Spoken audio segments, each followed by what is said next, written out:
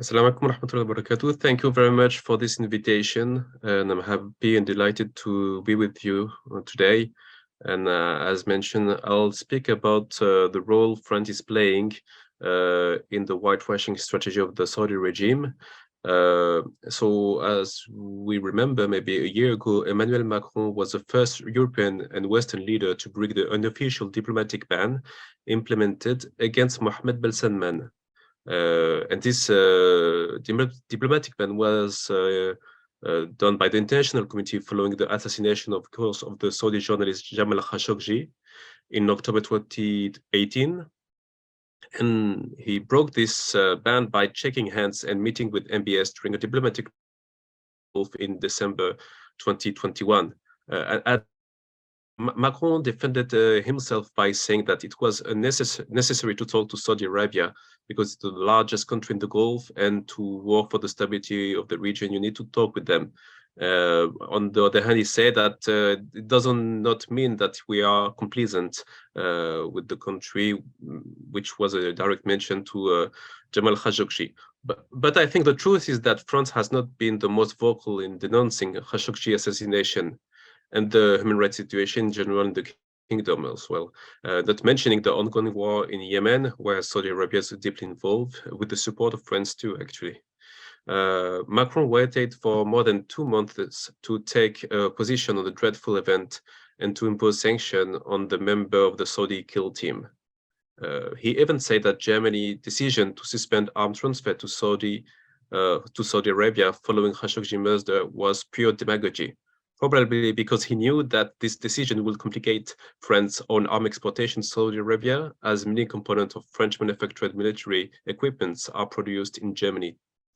The other truth, I think, is that France was already deeply engaged with Saudi Arabia on several major projects.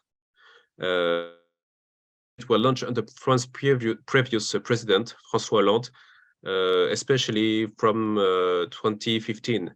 And this time is interesting to notice because this coincides with the arrival of Salman bin Abdulaziz Al Saud as the new Saudi king, and with him, of course, the rise into power of his son, Mohammed bin Salman, also known as MBS. And at that time, the United States were also trying to improve its relation with Iran, which France was maintaining a firm position against them. And this very pleased Saudi Arabia, especially after launching its war on Yemen. And this relation actually deepened under Macron for 2017 and 2018. And just before those dates, which coincide with official visits from France to Saudi Arabia, just before this date, we have in 2016, Saudi Arabia released also its strategic framework, which is Saudi Vision 2030, which is aiming at reducing the country's dependence on its oil revenue by diversifying its economy. But we will come back to this later. It has also another purpose. But France has decided to play an important role in this project that is pushed forward by MBS. And one point of this strategy is the importance the entertainment sector is supposed to take. And this is one aspect on which France has positioned itself quite strongly.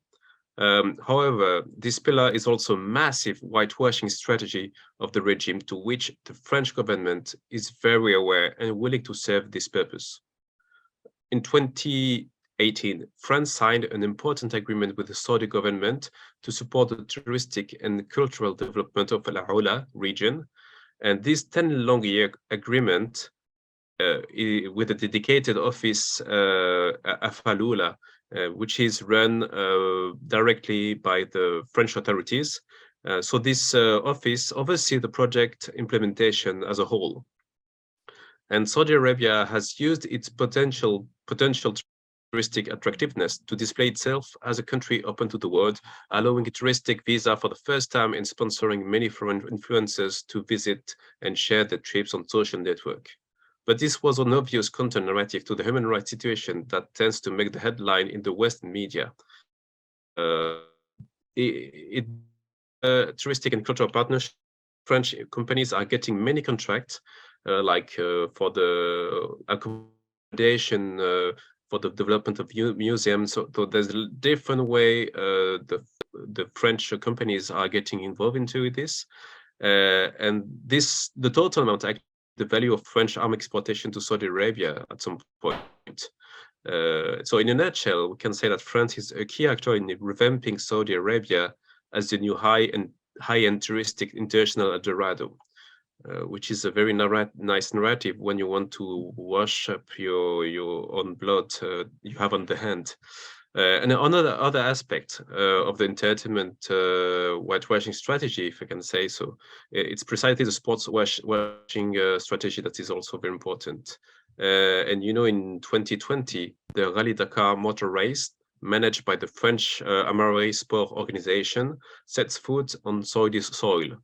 I think it was one of the first major sport events to be hosted in Saudi Arabia at this time. And this event is particularly, I think, interesting for the Saudi regime because it floods French international television with beautiful landscape picture. The race itself routes also take the participation to Vision 2030 sites like Al Ola, the Red Sea Project, NEOM, and so on. In this regard, we can say that the race also served in many ways as a big advertisement to visit Saudi Arabia, perfectly serving its touristic whitewashing purpose. But this will not be the last big sport event to be supported by the French government or the French companies. And if you were dissatisfied by the selection of Qatar for the Football World Cup because of the Qatar human rights record, you are going to love the Saudi Arabia bid for the 2030 World Cup. And this bid is supported by French lobbyist Maurice Gourdeau-Montagne, for example, also in charge of the lobbying for the Saudi bid to the 2030 Universal Exhibition. So many important events are here managed by some French lobbyists. And he's one of the many lobbyists and lobbying and communication companies working for the Saudi regime, which includes, like, for example, the Publicis, Avast, Image7, Still & Holt, and they're all serving Saudi whitewashing strategy in multiple fields. And I won't go into too much into detail on this because it's quite a long list.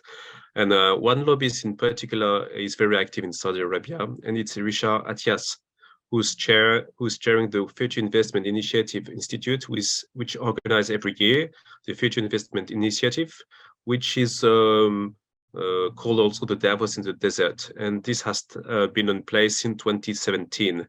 And it's an organization that is directly funded by the Saudi Public Investment Fund. So there's like a clear relation with the power, with the Saudi authorities. And this annual event, serves as a business vitrine to the Vision 2030. And so it's also a way to display them as a very open country for business. And also the idea is always to whitewash what is actually happening in the country. And most of these lobbying and communication companies I was referring to before have deep relation with the French political elite. Many have served in political advisor to French authorities. So these relations are very intertwined, that they serve like a go-between between the Saudi regime and the French government. And so that was just a glimpse of the main activities that are provided by the French authorities and companies to support this whitewashing strategy that is implemented by Saudi Arabia. And we already know that the result of this, especially in the field of human rights, and this year, 2022, has seen execution skyrocketing again since MBS normalization, especially after this handshaking that happened a year ago by Emmanuel Macron in Saudi Arabia, in Jeddah. And this time he came back in July to meet Macron, but he was only one of the many other Western leaders that were already opening their hand to him. And so we can say that in a way that the French authorities are supporting this strategy of whitewashing, and also the French companies behind it. So it's a very intertwined relation, and this is how we should probably try to shed more light on this vicious circle that is helping Saudi Arabia to get out of this situation where we should instead focus on human rights record that is. Thank you very much for your time and attention.